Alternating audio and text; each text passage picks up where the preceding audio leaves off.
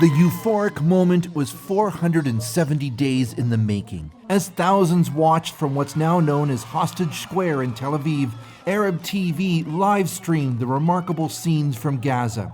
First, the Red Cross convoy entering and crossing a landscape obliterated by Israeli bombs. Then, throngs of Hamas fighters in Gaza City surrounding the pickup location before the 3 Israeli women are ushered through the madness and driven off. We were all waiting for them. I didn't think you could miss someone you didn't know that much. Israel's defense forces released video of the handover and then the joyous reunions with their mothers. Emily Damari, who apparently lost 2 fingers, Doron Steinbrecher, and Romy Gonen.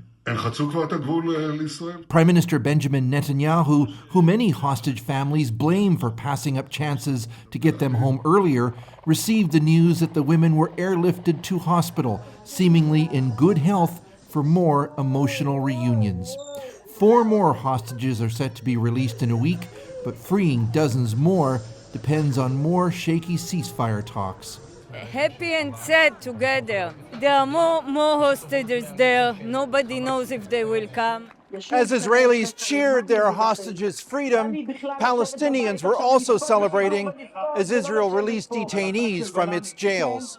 Hundreds of people in the occupied West Bank lined up outside Offer Prison, waiting for hours until buses with the 90 women and children swapped in the first batch pulled out. As hundreds of thousands of people in Gaza, uprooted by war, made their way back to their homes, some said just surviving felt like their side had prevailed. Is there anything better than going home and being secure, said Mohammed Abdu. Shaky Israel-Hamas found his home in Rafah in total ruin. This was 7 floors, and now there's nothing left. God willing, we will rebuild, he said. With the ceasefire holding, hundreds of truckloads of aid began pouring in. But new drone video also revealed the expansiveness of the Israeli attacks here, leveling everything for kilometers in places, and begging the question of how it can ever be rebuilt.